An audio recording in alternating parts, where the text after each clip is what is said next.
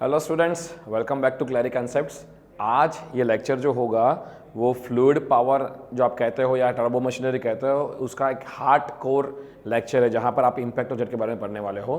तो आज हम लोग इम्पल्स मोमेंटम प्रिंसिपल समझने वाले हैं, और अगर ये लेक्चर आपने ध्यान से समझ लिया तो मैं 100% श्योरिटी कह सकता हूँ कि आपको जो इम्पैक्ट ऑफ जेट वाला जो पूरा कंटेंट है आपके सिलेबस के अंदर या आपके टॉपिक्स के अंदर, वो सारे जो केसेस है उसमें एक भी केसेस की फार्मूला याद रखने की जरूरत नहीं पड़ेगी।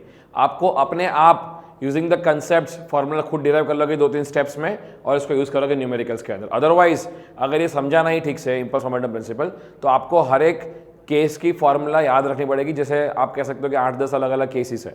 तो I request all of you कि इस प्रिंसिपल इम्पल्स मोमेंटम प्रिंसिपल का जो लेक्चर आज का है उसको ध्यान से समझिएगा। एक बार ये समझ में आ गया कंसेप्चुअली, फिर आपको कोई भी फार्मूला इम्पैक्ट ऑफ जेट की याद रखने की जरूरत नहीं पड़ेगी। ओके, तो इस पूरे ये क्यों पढ़ते हैं इम्पल्स मोमेंटम प्रिंसिपल, उसका पहला तो मैं आपको ये बता देता हूं कि भाई जरूरत क्यों पड़ती है। अब देखिए, ये जो पूरा फिगर है, ये फिगर आपको एक ओवरव्यू दे रहा है कि भाई हाइड्रो पावर प्लांट होता क्या है। हाइड्रो पावर क्या होता है कि हम एक हाई वेलोसिटी जेट को लेके आते हैं एक पर्टिकुलर हाइट से, और वो वाटर का जेट जो है वो एक बकेट या कह सकते हो ब्लेड्स के ऊपर स्ट्राइक करता है, वो इम्पैक्ट करता है। वो इम्पैक्ट के कारण इसके ऊपर फोर्स ट्रांसफर होता है, और ये फोर्स क्या करता है, ये रोटर ब्लेड की टरबाइन जो है, रनर जो है उसको रोटेट कराता है।